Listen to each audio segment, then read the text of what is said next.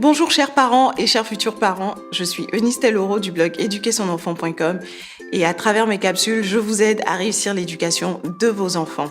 Je suis mariée, maman de 4 enfants et dans cette vidéo, nous allons parler de 6 attitudes pour développer la confiance en soi de vos enfants. Commençons par cette question. Comment vos enfants se voient-ils? Est-ce qu'ils se considèrent comme nuls, intelligents, brillants, habiles, maladroits, bons, mauvais, gentils? Quelle que soit la réponse à cette question, sachez qu'en tant que parent, vous détenez de super pouvoirs. Le pouvoir de construire l'estime personnelle de vos enfants par vos attitudes, par vos actes, par vos paroles, ou alors de ruiner complètement leur confiance en soi. Comment reconnaît-on un individu, une personne qui a une bonne estime personnelle, qui a une saine image d'elle-même? Les personnes qui sont bien dans leur peau, en général, n'ont pas peur de s'affirmer, de dire ce qu'elles pensent. Et lorsqu'elles s'affirment, elles ne le font pas en écrasant les autres. Ce sont aussi des personnes qui n'ont pas peur de prendre des risques, d'oser, de prendre des initiatives, parce que quelque part, elles s'accordent le droit à l'erreur. Les personnes qui ont une bonne estime personnelle sont conscientes de leurs forces et sont aussi conscientes de leurs faiblesses. Parce qu'il ne s'agit pas d'avoir un ego surdimensionné ou un ego sous-dimensionné. Donc ces personnes-là sont assez conscientes de leurs forces et aussi de leurs faiblesses.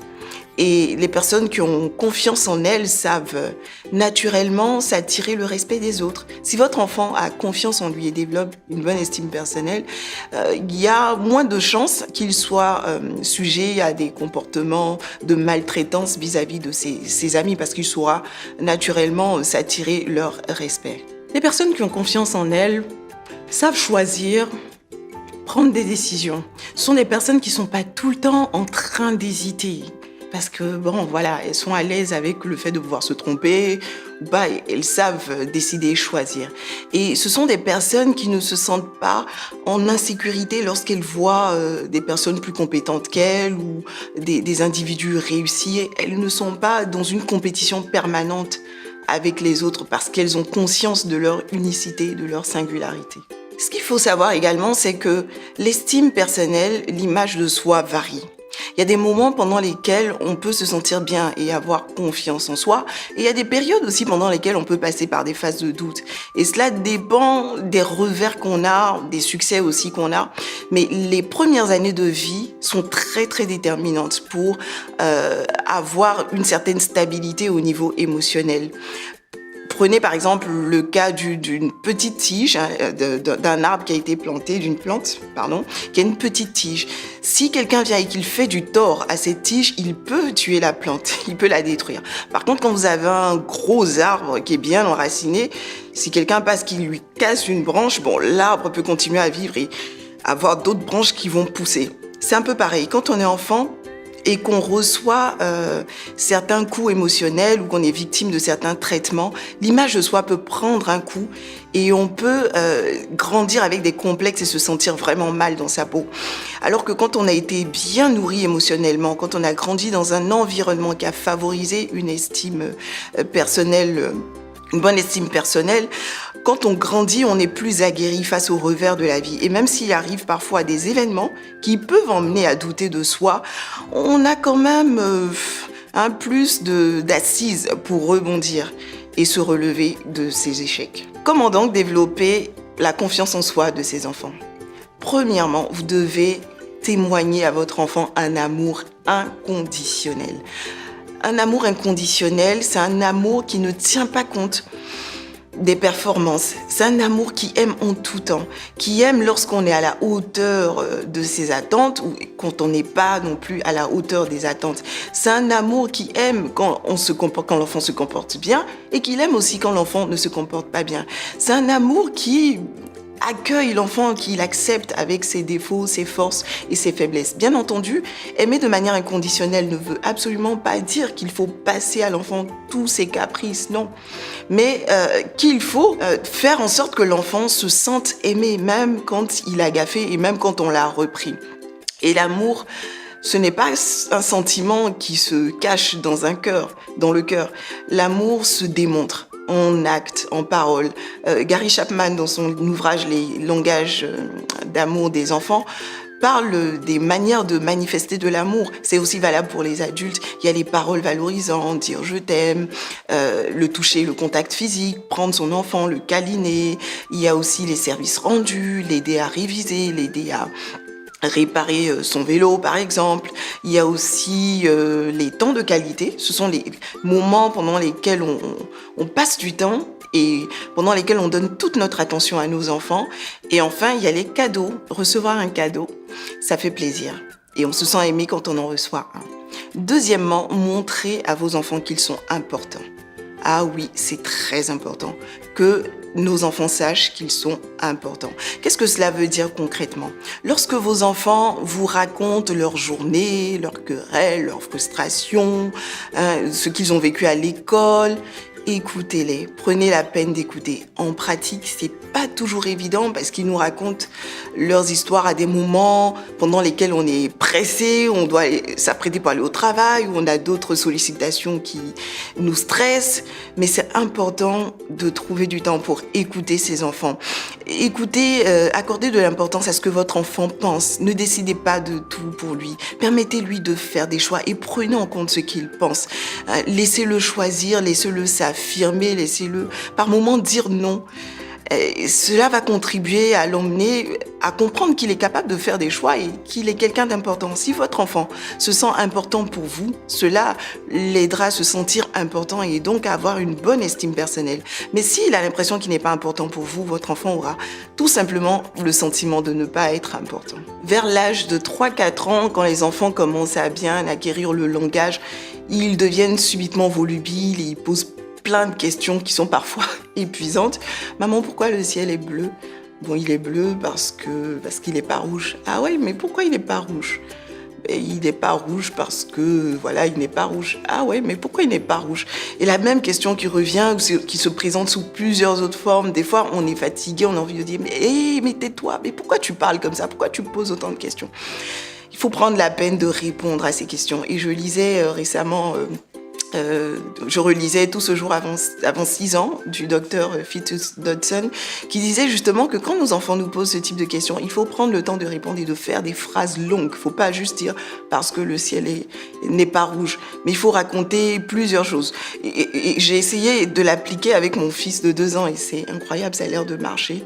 Il me demande maman et Kélian c'est son frère. J'aurais dit Kélian est parti à l'école, après il aurait demandé après tous ses frères, mais je dis Kélian est parti à l'école, Makéla aussi est parti à l'école, Mathis aussi est parti à l'école, moi je suis en train de m'apprêter, je file rapidement au travail, à midi tu vas aller chercher les enfants avec tata, et quand vous allez revenir, ils vont repartir à l'école, et nous, papa et maman vont revenir le soir. Curieusement, l'enfant a répondu « Ok ». Je me suis dit « Waouh ». Je suis pas sûre qu'il ait tout compris à 2 ans, mais c'est bien. Et quand on fait la causette comme ça avec eux, ils se sentent importants. Et la preuve, quand on ne répond pas à leurs questions, ils insistent « Maman, maman, maman ». Ils répètent la même question en boucle. C'est une manière de dire « J'existe, j'existe, j'existe, je veux aussi de l'attention, j'ai besoin de me sentir important ». Troisièmement, il faut absolument éviter les paroles dégradantes. Tu es nul, tu comprends jamais rien, regarde comment tu es laid, mais tu es grosse. Ah, quel enfant insupportable, quel canaille. Vous pouvez, sous l'effet de la colère, prononcer certaines paroles que vous allez même oublier, mais ces paroles peuvent rester gravées définitivement dans la mémoire de votre enfant. Et cette parole négative que vous avez prononcée un jour sous l'effet de la colère et dont vous ne vous souvenez même pas, peut résonner comme un écho dans son esprit à un moment où il aura un défi à relever. Et votre enfant se sentira nul. Au contraire, il faut plutôt encourager, valoriser nos enfants. Cela ne veut pas dire qu'il faut sombrer dans la flatterie, sinon ils ne nous croiront plus. Mais il faut être encourageant dans les propos qu'on a envers nos enfants. Cela les aide à développer leur confiance en soi. Quatrièmement, faut responsabiliser vos enfants, les aider à se sentir utiles. Les responsabiliser aussi dans la mesure où c'est important de leur inculquer le respect de la parole donnée. Donc je parle de 2 choses. Déjà, se sentir utile en ayant la responsabilité d'effectuer certaines tâches dans la maison, mais en même temps se sentir responsabilisé en respectant la parole donnée. Je vais vous donner une illustration très simple. Quand on vous demande « avez-vous confiance en vous ?», quelque part, on vous demande si quelqu'un se présentait devant vous avec le même visage que vous, avec le même physique que vous, que cette autre personne était vous, vous faisait une promesse. Est-ce que vous seriez en mesure de croire en cette promesse? Si la réponse est non, c'est que vous n'avez pas confiance en vous. Si la réponse est oui, c'est que quelque part, vous avez confiance en vous. Et pour avoir confiance en soi, quelque part, le respect de la parole donnée est important. Donc, il faut apprendre à ses enfants à respecter la parole donnée. Et en la matière, quoi de mieux que de donner soi-même l'exemple? Essayons au maximum de tenir nos engagements. Et c'est vrai que c'est pas en pratique possible de respecter tous ces engagements, mais chaque fois qu'on ne tient pas un engagement, pour une raison ou pour une autre, il faut avoir l'humilité de s'excuser auprès de son enfant et dire « Ah, je suis désolée, je t'avais promis qu'on allait aller à la piscine, mais on n'a pas pu, et on ne pourra pas y aller parce que je suis un peu fatiguée, je suis désolée. » C'est en cela que l'enfant apprend le respect de la parole donnée, il apprend lui aussi à respecter la parole qu'il donne aux autres. Et cela est très important pour qu'il ait confiance en lui-même. Cinquièmement, encouragez vos enfants à se fixer des objectifs et à les relever. Et oui, un objectif qu'on relève nous aide à nous sentir capables d'accomplir certains actes. C'est vraiment important. Vous pouvez les aider à se fixer des objectifs scolaires, par exemple, ou alors en début d'année, prendre pour objectif le fait de savoir nager, de savoir pédaler un vélo et les encourager tout au long de ce parcours. Quand vos enfants auront réalisé leur objectif, ils seront heureux et cela va les emmener à croire qu'ils sont capables de réaliser des choses. Et enfin, évitez de les comparer aux autres. Il y aura toujours quelqu'un de plus fort que soi. Il y aura toujours quelqu'un qui court plus vite que votre enfant, qui a de meilleures notes en classe que lui, quelqu'un qui a une meilleure robe que votre fille. C'est la raison pour laquelle il ne faut pas comparer ses enfants entre eux et éviter de les comparer aux autres.